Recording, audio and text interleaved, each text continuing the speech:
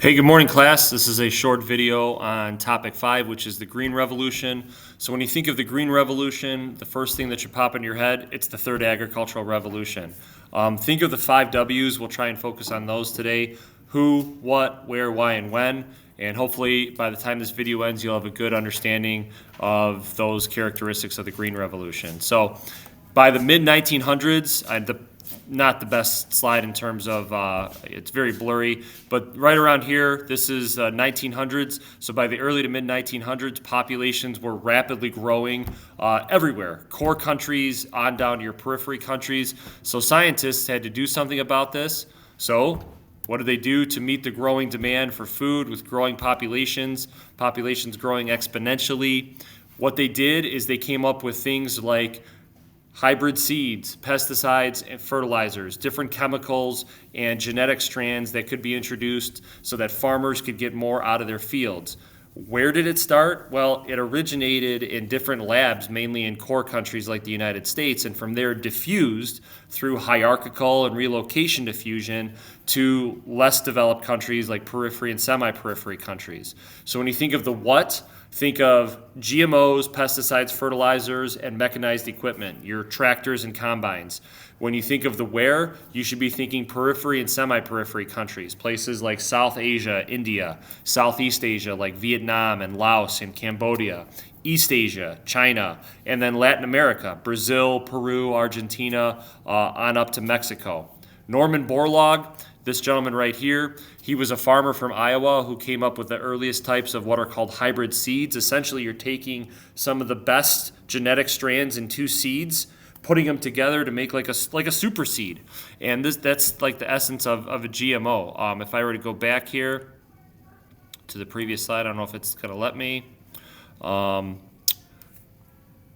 When you think of like a GMO, there's a video 2 slides before that briefly explains GMOs. It's hyperlinked in there. But what did these things lead to? The introduction of more pesticides, fertilizers, and GMOs.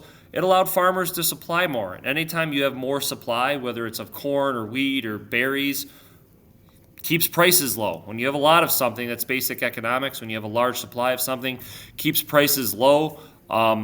These political institutions allowed, like governments came up with grants, like money to farmers to try these things out, and it allowed populations to grow and food supplies to keep up for the most part. What did it need though? In order to make these things happen, farmers had to be able to afford these things. So you think of the average farmer in a periphery country, not all farmers can afford these very expensive hybrid seeds and pesticides and fertilizers and tractors that the average farmer in a core country like the United States can afford. Another negative here is that as farmers use the land up more and more, it's more stress on the land, could lead to soil erosion. These automated equipment, the tractors and combines, it's replacing manual labor and animal power, so it's more pollutants in the atmosphere. And also, you are using pesticides and fertilizers more, could be very unhealthy to the farmers who may not know how to use them correctly, or if it gets in the water systems. We've talked about that. So while the Green Revolution had a lot of great benefits, it also, like anything, had some negatives too.